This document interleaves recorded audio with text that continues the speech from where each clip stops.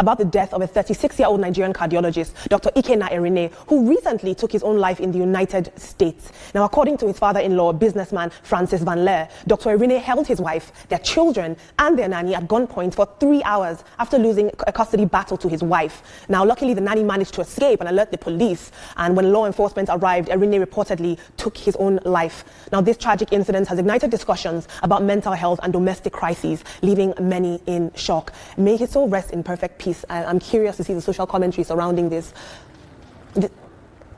Eriolua tweeted, "This is a sad commentary. As a man, mastering the art of income protection and asset management is crucial." We'll take another tweet now. Okuchuku Ame says, "And now that he has ended it all, who will pay the child support?" Finding Solace tweeted, "Men go through mental health issues too. We need to lend our voices more for men."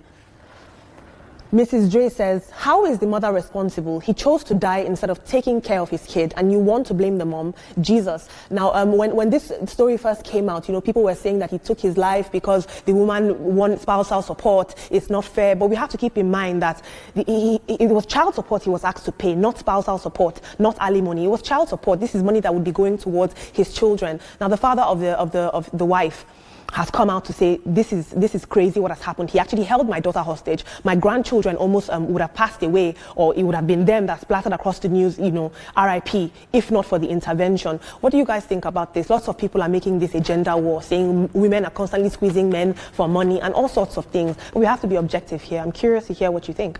Absolutely, it's very sad, to hear of his passing. The fact that he had to take his life, really goes to show that even though he was a cardiologist, a medical doctor, suffering from mental health, because it's a mental health issue. It's someone who it's really so sad, because if he is alive, we could even hear more of his own side of the story. But he's no longer alive, and no, he is definitely no longer alive in this case, right?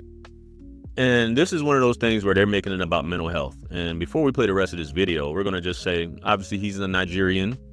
Don't know how long he's been in the States, but a lot of Nigerians, based off of how they're the most educated out of the diaspora, moving to America, achieving the dream, don't know if his wife was American or not. But you see, this is mostly, it appears to be Nigerian people covering this and commenting about the mental health thing, but not so much about the way the U.S. is set up. Now, if he was in Nigeria, would this have happened? Probably not. Probably not. But the U.S. is set up in a way where it's going to drain the man $15,000 for child support. And we know in the States it's based upon what the man's income is, and a lot of times what the woman's income is, but it's really about what the man makes at the end of the day.